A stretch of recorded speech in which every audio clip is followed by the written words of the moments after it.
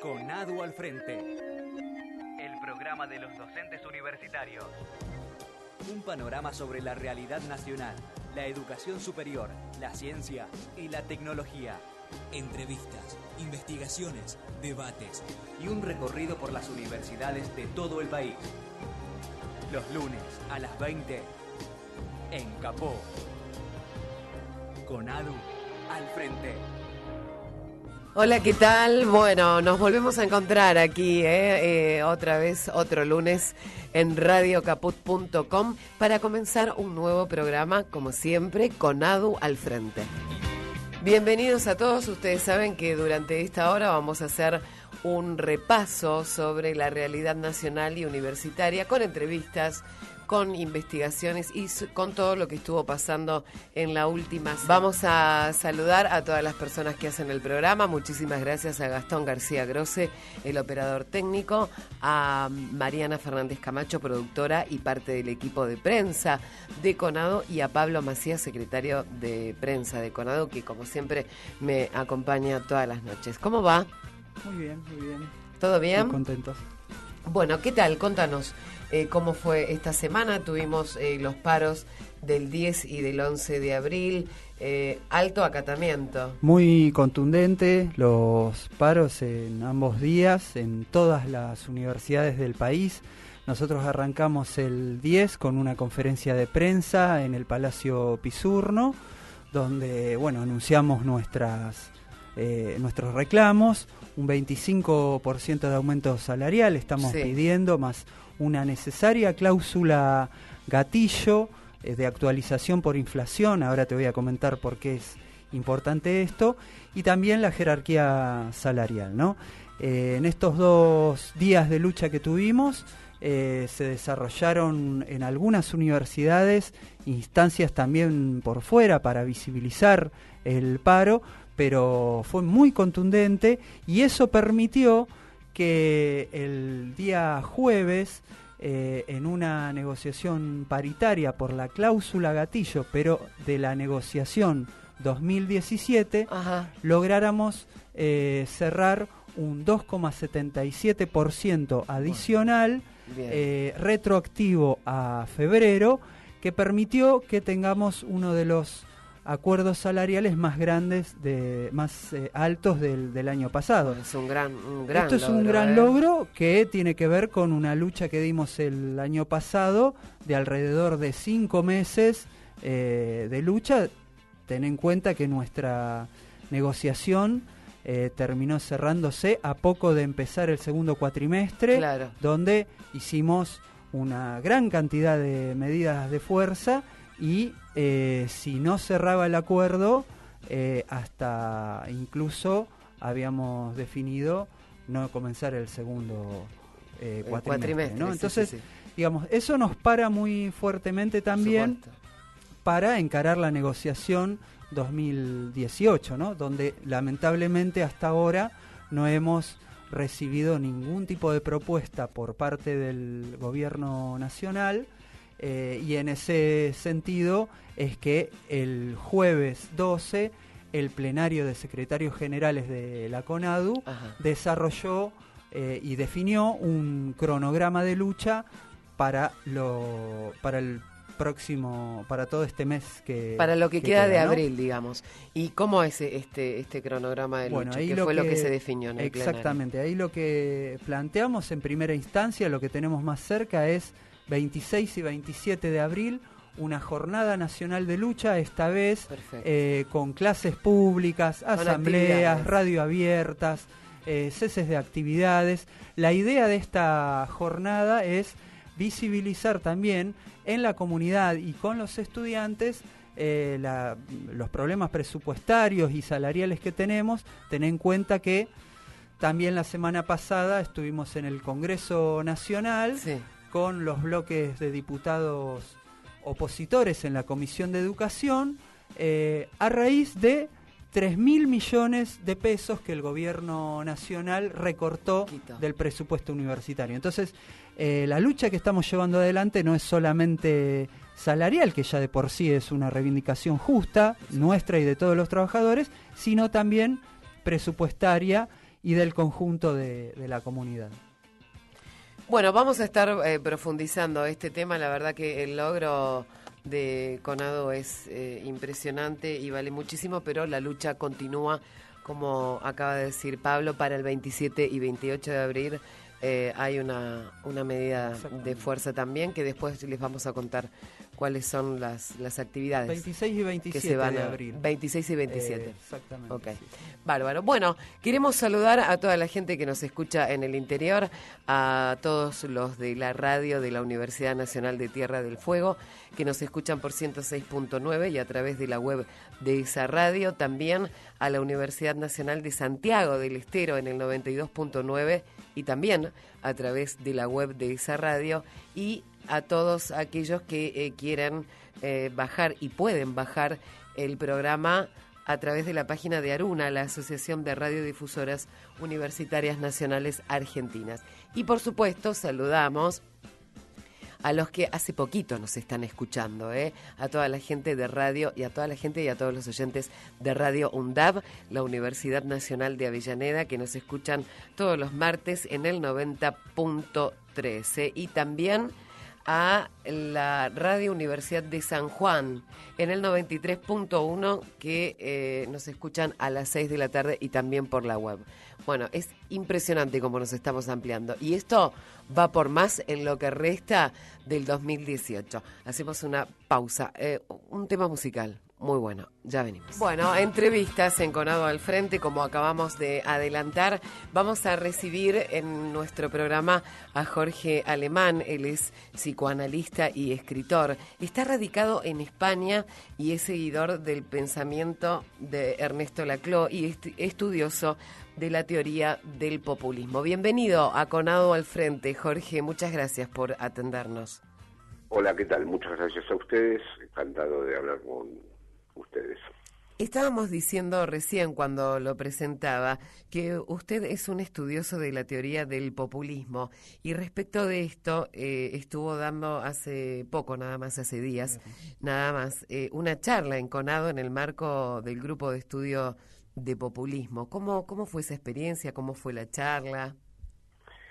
Bueno, ha sido una experiencia interesantísima. No es que sea exactamente un estudioso del populismo. Mantuve durante años una relación de trabajo con Ernesto Laclau en España, dimos seminarios juntos. Yo me dedico a la enseñanza de Lacan y a lo que es denominado la izquierda lacaniana, y por supuesto en el diálogo con Ernesto Laclau una y otra vez el proyecto intelectual de Laclau, que alcanza su momento de mayor, vamos a decir, expresión, su mayor proyecto teórico, sí. La razón populista, la he discutido muchas veces con él, e incluso debo decir que me ha permitido elaborar algunas cuestiones que, aún siendo diferentes a los planteos de él o en diferencia con los planteos de él, no hubieran sido posibles sin la relación con Ernesto. Todas estas cosas surgieron el otro día en el encuentro que hubo el sábado en la Conado. ¿Qué tal, Jorge? Pablo Macía.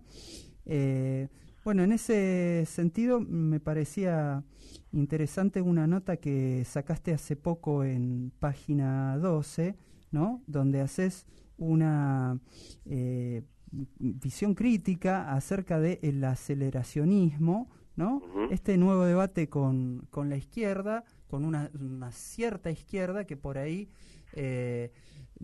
rompe con las categorías tradicionales de articulación política y bueno, tiene una suerte de optimismo frente a los procesos que se viven en la actualidad. ¿Cómo sí, en efecto, hay un movimiento que está particularmente personificado por británicos, que se llama el aceleracionismo, en donde se piensa, esto tiene ya también una tradición en los pensadores italianos, e incluso tiene un gran eco en Marx, donde piensan que va a llegar un momento en donde los propios desarrollos tecnológicos y digitales no van a poder ser controlados por el capitalismo, y es posible, valiéndose de ellos, reorientar todo hacia una sociedad, vamos a decir, postcapitalista. En cierta forma, Marx también tenía un problema del mismo tipo teórico, es decir, Él pensaba que las relaciones sociales de producción que había instalado el capitalismo se iban a encontrar tarde o temprano con un obstáculo que iba a hacer colapsar al capitalismo, que era que ese modo de desarrollar la producción a través de la explotación de fuerza de trabajo iba a fracasar porque se iban a producir redes de cooperación que el propio capitalismo no iba a poder controlar, ¿no?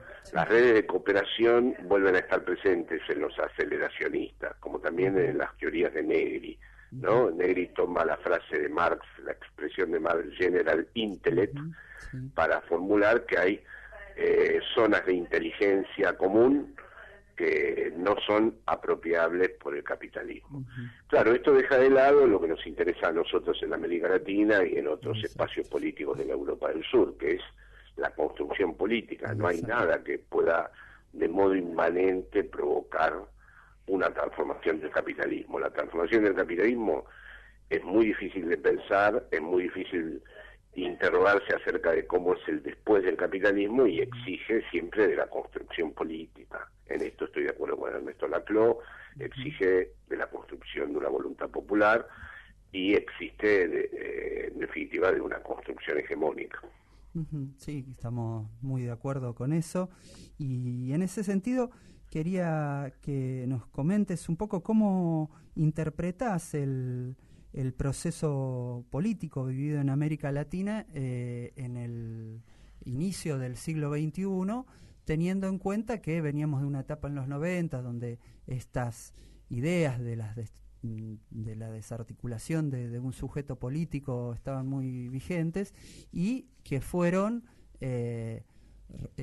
reconvertidas a partir de los gobiernos populares que hoy también están nuevamente en retroceso por una derecha, ¿no es cierto? Bueno, en primer lugar nos enseña de que vivimos en el tiempo histórico en donde se debe hacer el duelo, y duelo no quiere decir ni cancelación ni despedida de la palabra revolución, porque la idea que había brotado de la tradición marxista es que la revolución, una vez que se realizaba, era definitiva.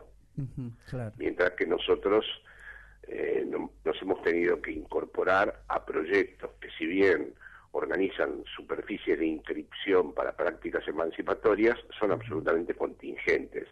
No hay ningún proceso que necesariamente se inscriba como en su forma definitiva, ¿no? Entonces eso es lo que han revelado estos procesos en los últimos años. También han revelado de que los mismos fueron contrahegemónicos, es decir, que sucedieron en el interior del neoliberalismo y que no lograron atravesar la red neoliberal de acumulación de capital, colonización mediática, intervención de dispositivos de producción de subjetividad, etcétera, etcétera. No obstante, en algunos países y en Argentina en particular, se lograron realizar proyectos políticos, articulaciones militantes, experiencias de memoria histórica, relación con nuevas teorías de lo social, prácticas de los derechos humanos, que vamos a decir constituyen nuestro legado para una nueva posible apuesta política.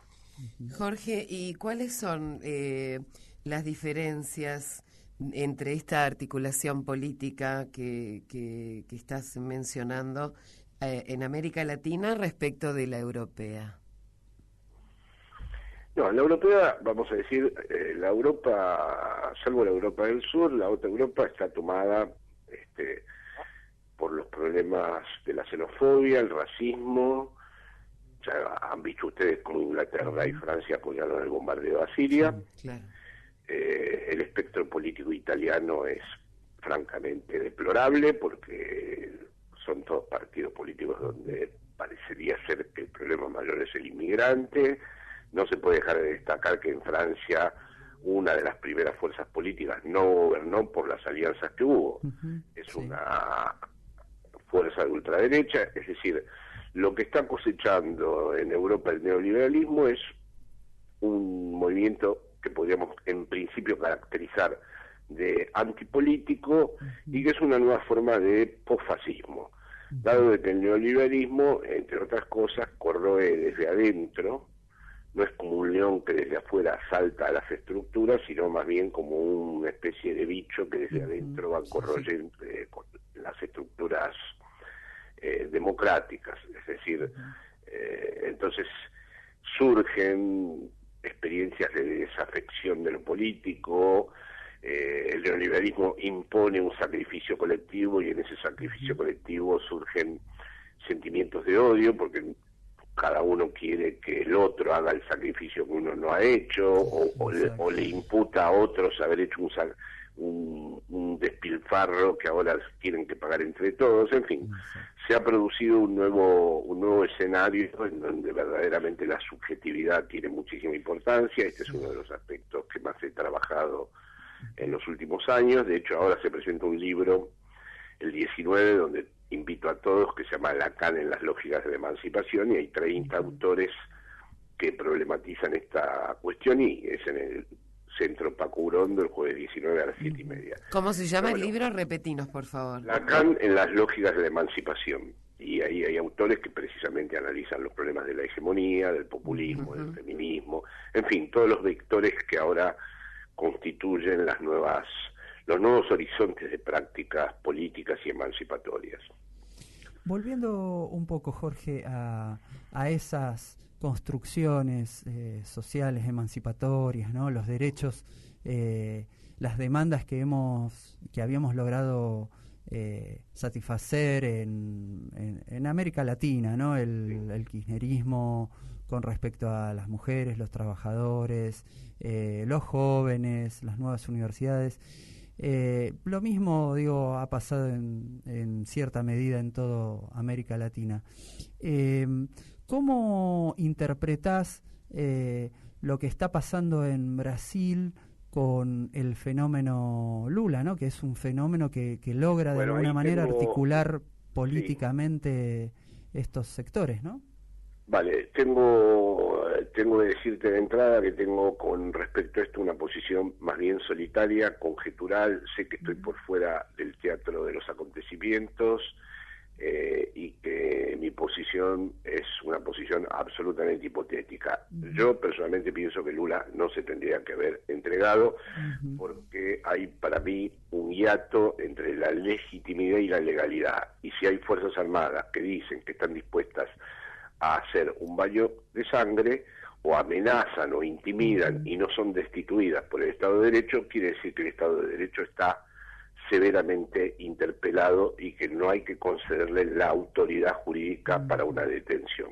Así que yo personalmente pienso que Lula, y me da igual que me digan no, hubiera sido interpretado como una fuga o como una huida, yo pienso que tendría que haber pedido el asilo político a una embajada y seguir operando políticamente.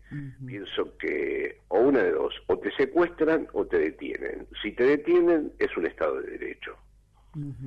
Y creo que se habían reunido las condiciones que demostraban, como pasa bajo distintos gobiernos neoliberales, que ese Estado de Derecho ha perdido toda legitimidad. No tenía legitimidad para detenerlo.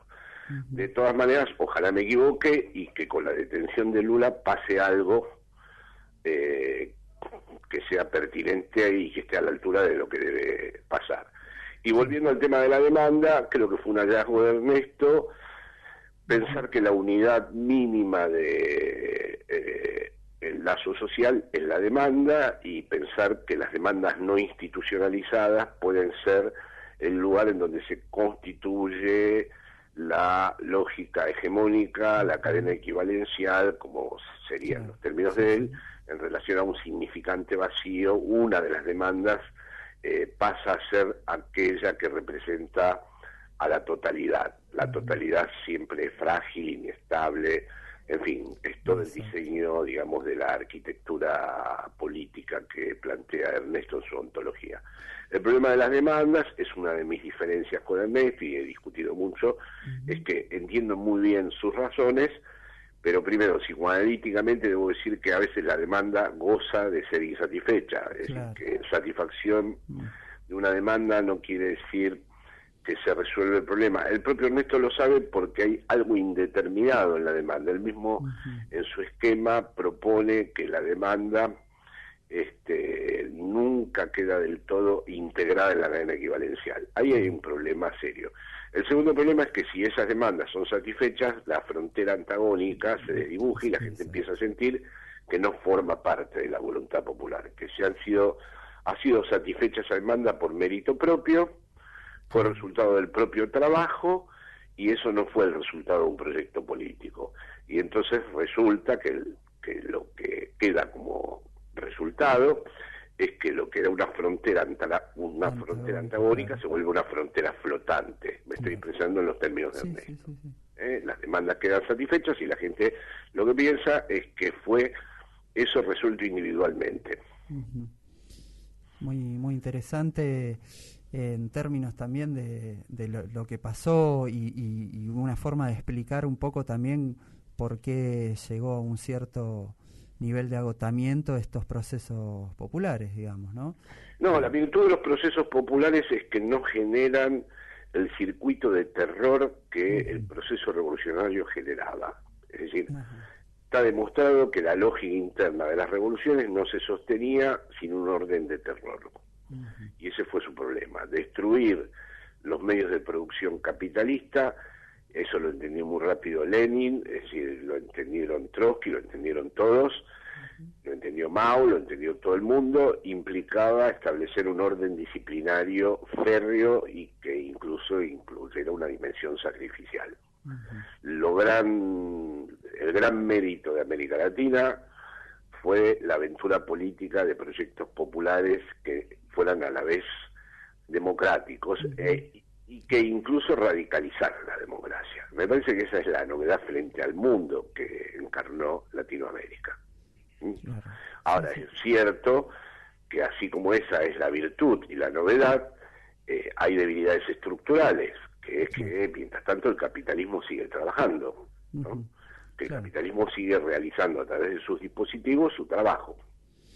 Está bien, teniendo en cuenta el carácter contingente, ¿no? de estos procesos políticos, ¿cómo ves, por dónde ves que América Latina puede, en este momento como de empate desierto, empate hegemónico, porque todavía tenemos algunas referencias importantes, ¿cómo ves para adelante, por dónde podría pasar? Bueno, pienso que en el caso de Argentina hay un legado político muy serio a partir del kirchnerismo, y que el kirchnerismo está en condiciones de generar un frente antineoliberal que tiene que ser generoso en cuanto a las posibles alianzas, en la medida en que sea también claramente delimitada esa línea antineoliberal, es decir, en la medida en que programáticamente se ha definido, es decir, que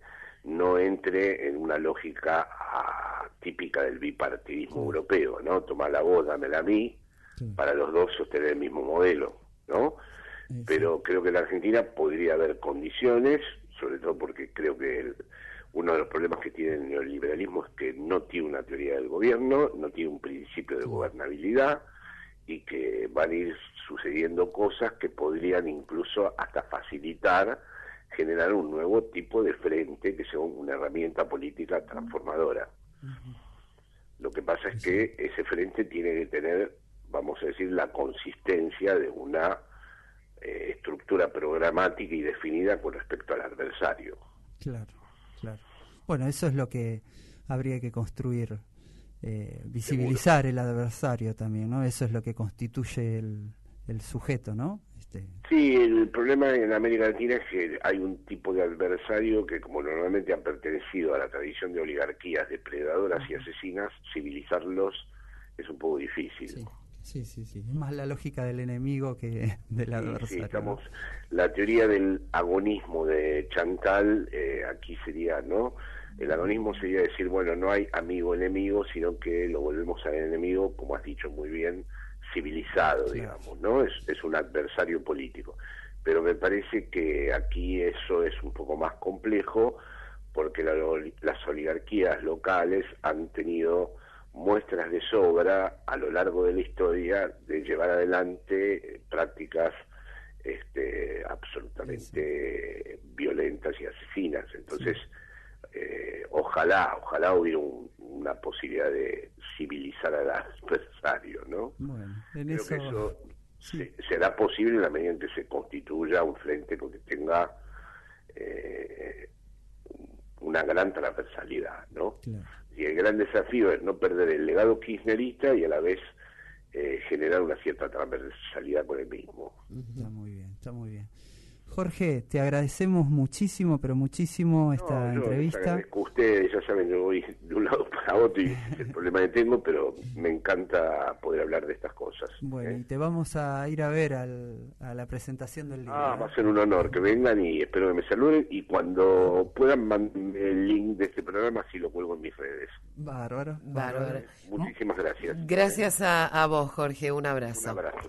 Jorge Alemán, psicoanalista y escritor, aquí en Conado al Frente. Estamos con un compañero de la radio que recibimos acá en el estudio, Jorge Pardés. Hola, Jorge, ¿cómo va? ¿Cómo va? Muy bien. ¿Todo muy bien? Gracias ¿Todo por bien? dejarme entrar. No, Esto por favor. suena intervención. Estamos como en la muy bien. Universidad de Madres. Bueno, a ver, el próximo miércoles a las 10 de la mañana empieza el programa de Eve de Bonafini aquí en radiocaput.com. Exactamente eso, era todo lo que yo quería decirle. Contame.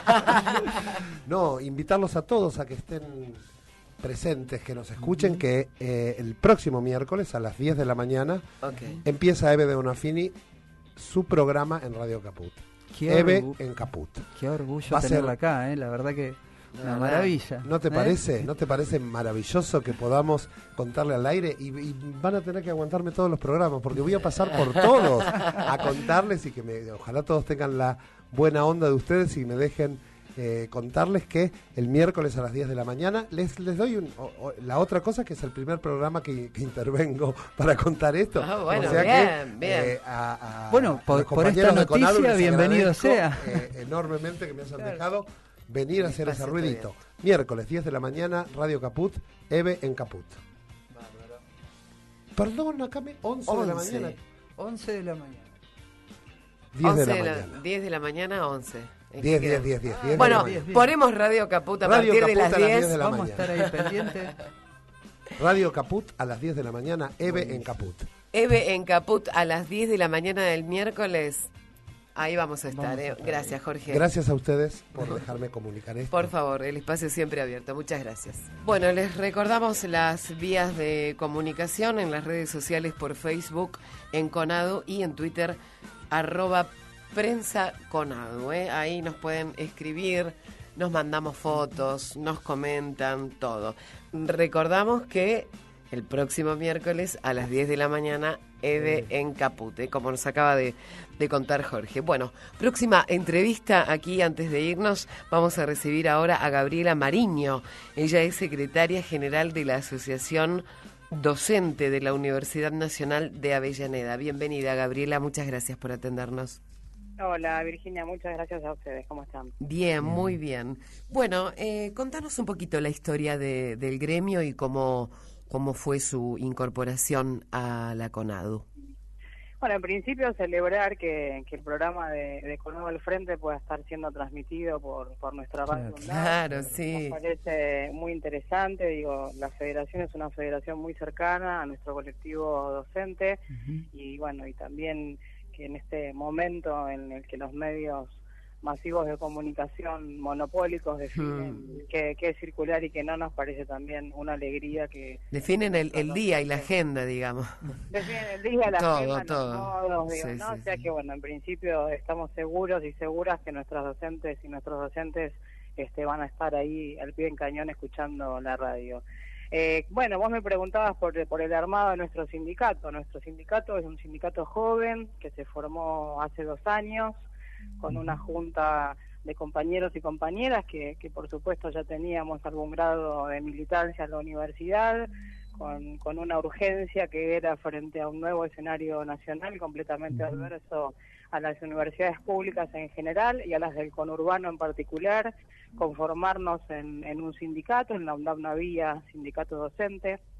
Lo cierto es que estábamos debatiendo otras cuestiones, digo, ¿no? ¿Qué modo de construcción de conocimiento, qué universidad, qué tipo de organización universitaria, qué investigación?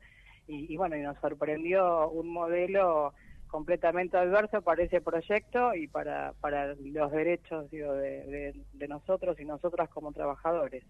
Nos conformamos, hubieron las primeras elecciones sindicales en la Universidad Nacional de Avellaneda. Nuestra lista, que fue la celeste y blanca, digo, obtuvo casi 600 votos de un colectivo de 800 docentes, con muchísima participación, digo, una participación en elecciones promedio más alta que en general lo que sucede en las elecciones sindicales, producto también del entusiasmo por configurar un sindicato. Y a los poquitos meses de haber conformado el sindicato, que fue hace 2 años en julio, en una asamblea docente también muy numerosa, definimos también de manera unánime ingresar a la CONADU. Y hoy somos uno de los sindicatos que participa activamente de la federación, junto a otros sindicatos de universidades del conurbano con quienes pensamos nuestro día a día, ¿no? Decinos, Gabriela, ¿cómo fue el balance de la UNDAV en el paro del 10 y del 11 de abril? Bueno, nosotros hemos debatido bastante este tiempo. El año pasado fue un año de mucha lucha, en el que la CONADU también ha estado muy presente en las movilizaciones y en la conformación de los paros y los modos de protesta en la universidad. Nuestro paro, fue paro total. Nosotros en general tenemos algunos debates al interior del colectivo docente respecto de los modos de la protesta. El año pasado muchos de esos paros se constituyeron como paros activos, con charlas en las clases, en las aulas, con muchas clases públicas. Hemos hecho clases en la estación de tren de Avellaneda, hemos cortado calles, hemos manifestado, nos hemos manifestado de distintas maneras. En esta oportunidad de la semana pasada, nuestro colectivo docente definió paro total de actividades y así sucedió en la UNDAV. Lo cierto es que no hubieron clases y bueno, que esto muestra también un cansancio por parte de nuestro colectivo respecto de la situación general, ¿no? No lo entendemos como una falta de entusiasmo, ni muchísimo menos por la tarea. Nuestros docentes y nuestras docentes en la universidad tienen un compromiso altísimo, que frente a todo y al escenario adverso que nos toca vivir, siguen estando y seguimos estando al pie del cañón, porque nos parece fundamental seguir construyendo nuestra universidad junto a los estudiantes, pero en esta oportunidad, lo que para nosotros es una medida, radical, que es parar la universidad, es lo que ha definido nuestro colectivo y creemos que tiene que ver con la crudeza con la que el gobierno nacional se está enfrentando a nuestras universidades. ¿Qué tal, Gabriela? Pablo Macía.